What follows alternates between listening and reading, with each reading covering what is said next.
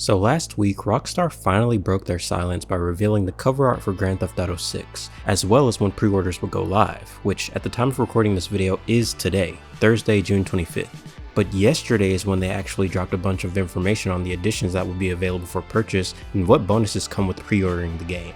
I'm not a GTA 6 news channel, so for obvious reasons I'm not going to regurgitate a bunch of information you likely already know. As per usual, I'm just here to share my opinion on the matter. This time the matter being the pricing, lack of physical discs, and seemingly absurd amount of content that is locked behind a $20 paywall.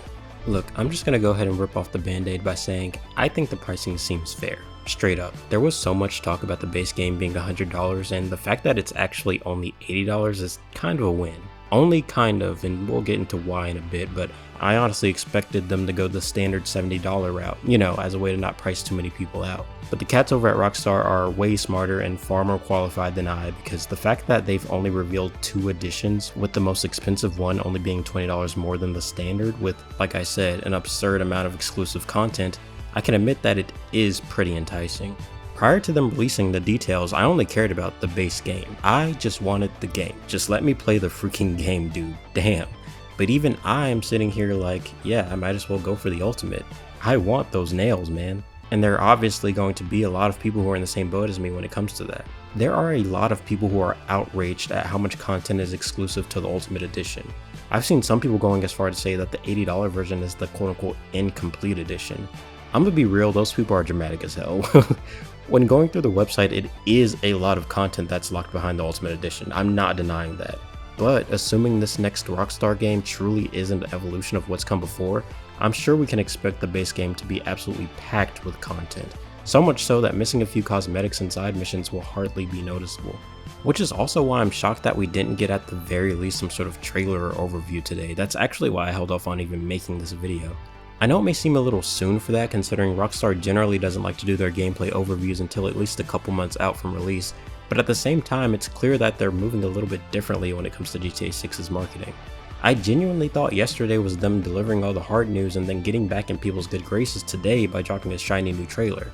But I do think we've got to be getting at least something soon. As big as this latest news drop was, I still think a trailer would be far more effective in reaching the masses.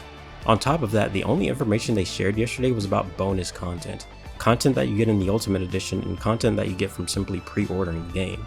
There was no actual new information about the version of the game that majority of consumers are going to end up buying.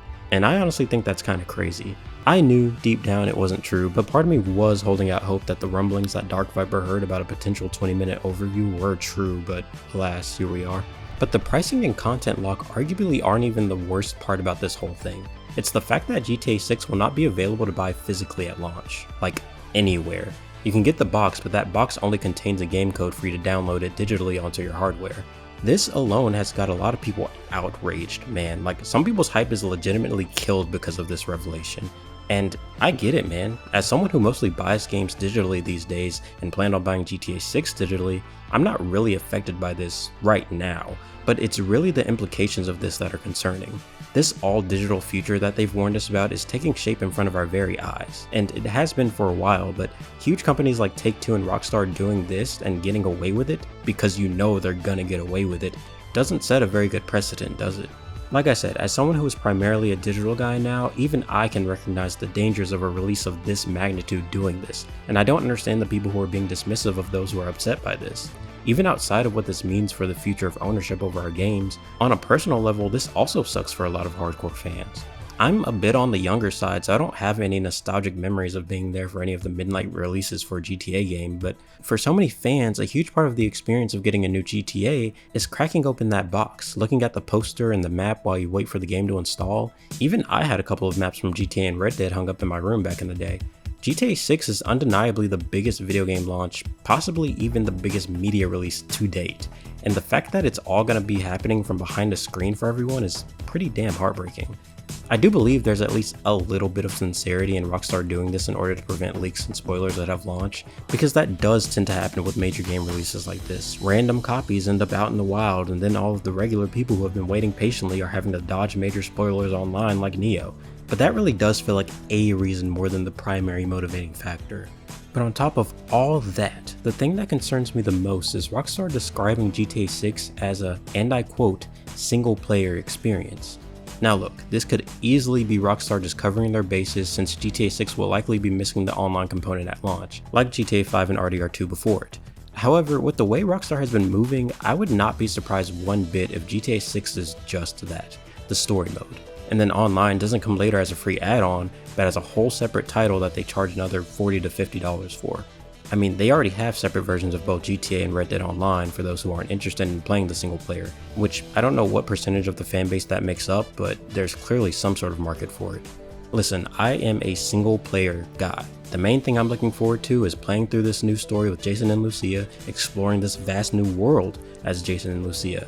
But I have also played a metric crap ton of GTA Online, and while it has a lot of problems, believe me, I know, I was still looking forward to seeing what the next installment had to offer.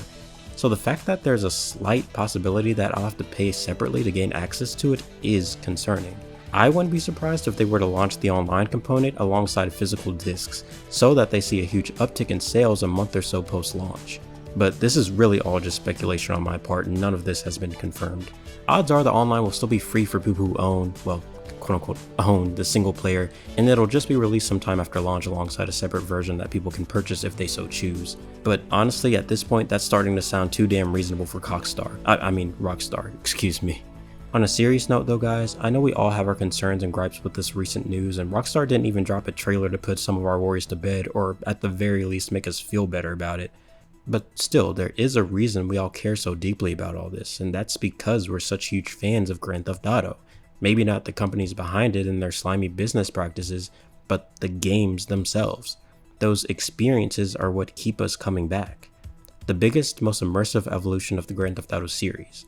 That's what Rockstar claims GTA 6 is going to be.